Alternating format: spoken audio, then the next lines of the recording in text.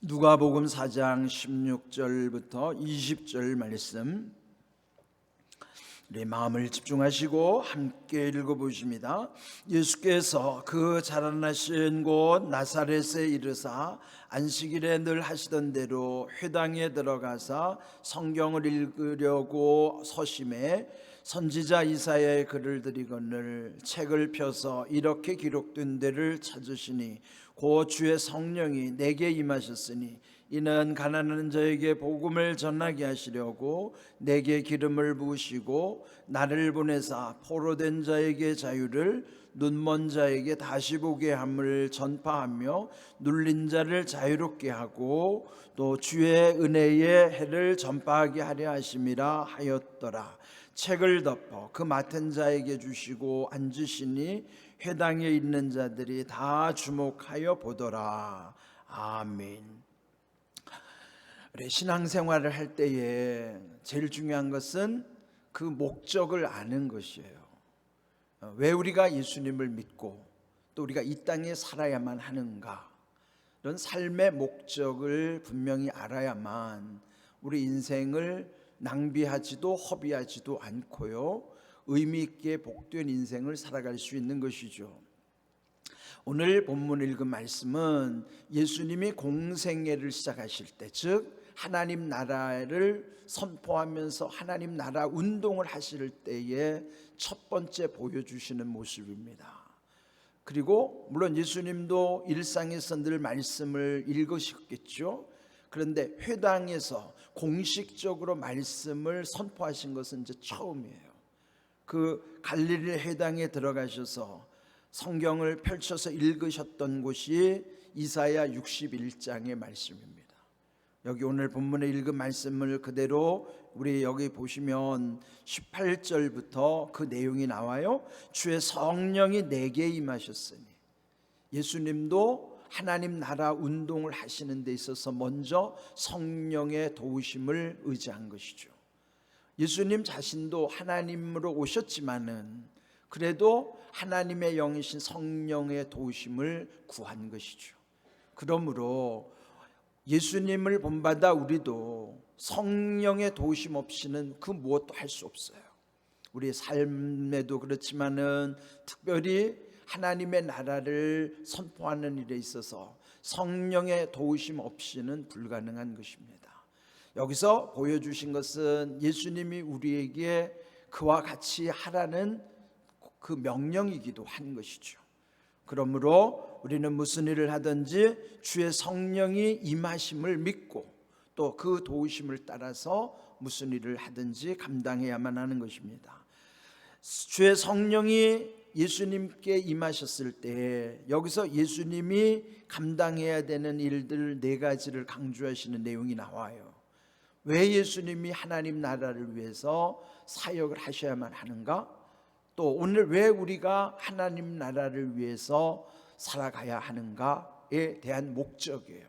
그 첫 번째는요, 가난한 자에게 복음을 전하기 위함입니다. 가난이라고 하는 게 뭘까요? 가난은 물질이 막혀 있는 게 가난이에요. 하나님은 우리를 가난한 자 아니라 부유한 자로 세워주시지만은, 여러분, 우리가 이 땅에서 경제적인 부만을 생각하는 것이 아니라 우리의 마음의 심령의 부요함, 또 삶의 부요함, 그 중에는 경제적 부요함도 있죠. 근데 우리가 부요하다는 것은 꼭 돈으로만 따지는데 그렇지 않아요. 여러분, 돈 많은 사람들이 행복한 경우는 드뭅니다. 왜 돈 많은 사람들이 불행한 줄 아세요? 그 안에 하나님이 안 계시기 때문에 불행한 거예요. 돈 때문에 불행한 것이 아니라 하나님이 안 계시면 어디나 불행합니다. 그러므로 가난한 자에게 복음을 전하시는 것은 그 마음에서부터의 막혀 있는 것이, 그게 다 막힘이 풀려질 때에 마음의 부요함으로부터의 모든 그 마음의 자유함이 마음의 부요함뿐만이 아니라 삶의 모든 것에도 참 만족을 얻게 하시는 거예요. 돈이 절대적으로 많아서가 부자가 아니라 하나님 앞에서 은혜를 감사함으로 가난함에도 자유하고 감사함으로 자기가 부유하게 살아갈 수 있음을 말씀해 주시는 거예요. 그러므로 가난한 자에게 복음을 전한다고 하는 것은, 가난한 자는요 누군가의 도움 없이는 살아갈 수 없는 절박함을 깨닫는 사람이 정말 가난한 사람이에요. 돈 많은 사람도요, 이 돈 아무것도 아니다, 나는 정말 하나님 없으면 아무것도 아니다, 그럼 그 사람 정말 하나님 앞에 가난한 자예요. 그래서 정말 절박한, 하나님 없이는 살 수 없다고 하는 이런 가난한 심령으로 살아가는 자에게 복음을 전하는 것이에요. 그런 사람들이 지금 너무 많아요. 그래서 복음은 가난한 자를 향하는 거예요. 그는 경제적으로 보는 것이 아니라 정말로 절박한 사람들, 삶에 의미 없이 살아가는 사람들, 그런 모든 가난한 자들에게 복음을 전하시는 것이 예수님의 목적, 삶의 사역의 목적인 것이죠. 그래서 기름을 부어주셨다 하는 것이죠. 기름 부으심은 성령의 임재를 의미하는 뜻이기도 하죠. 또 두 번째로는 포로된 자에게 자유를 주시기 위함이라는 거예요. 포로는 뭐예요? 묶여있는 자예요. 노예 상태. 예수님이 이걸 풀어주셔야 하는 것입니다. 우리가 늘 강조하는 말씀이지만 복음의 핵심은 모든 억압된 것으로부터 이런 포로된 상태를 풀어서 놓아주시는 해방의 은혜 가운데서 자유함을 누리게 하시는 거예요. 그래서 이 말씀은 포로된 자, 즉 에게 자유라는 것은 해방을 통해서 주시는 자유라는 뜻이죠. 다음 세 번째, 눈먼 자에게 다시 보게 함을 전하기 위해서. 눈이 멀었다고 하는 건 단순히 신체의 눈먼 것만이 아니라 사실 우리가 눈을 뜨고도 못 보는 일들이 얼마나 많아요. 그는 우리의 마음의 눈으로 보아야 되는 일들이 많은데 모든 눈먼 현상들이 우리 가운데 있습니다. 그런데 이것도요, 하나님이 우리의 마음의 눈도 밝혀주셔야, 마음의 눈이 열려야 분별할 수 있는 거예요. 보는 것에 대한 분별이 생기는 것이죠. 그래서 복음을 전하시는 거예요. 오늘 왜 우리가 복음을 들어야 하는가?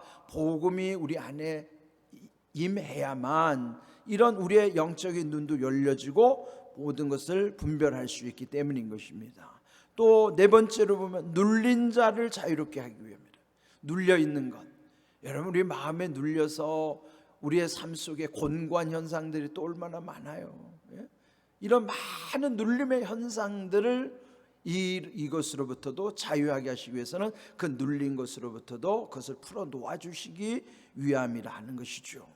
그 다음에 이 네 가지를 앞에서 구체적으로 말씀하셨죠.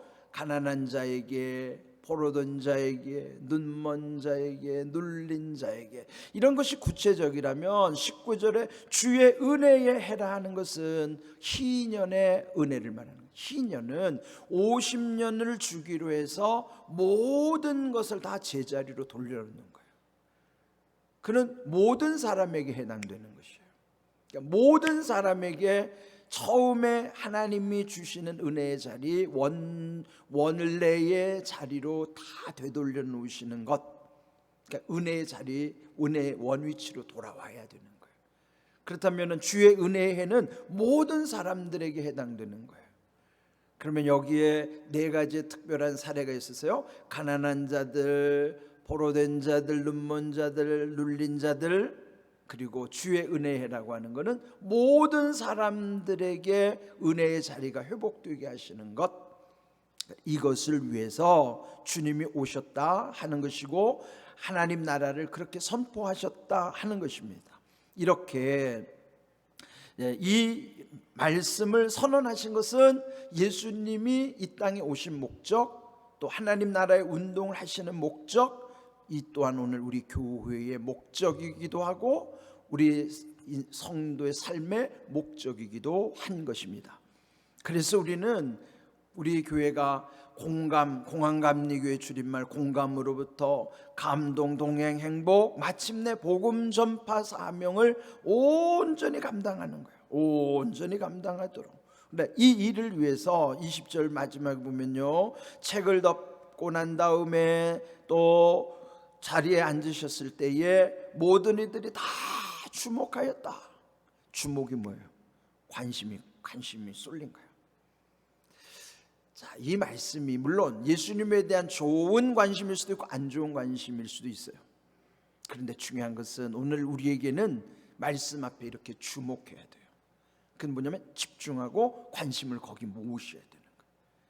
그래서 이 일을 위해서 이제부터 우리가 정말 즐거워함과 기뻐함과 자유함으로 이 일을 우리 함께 하는 거예요. 오늘 1교구, 2교구 다 이제 함께 하시는 것이 그 자체가 얼마나 소중하고 귀한지 몰라요.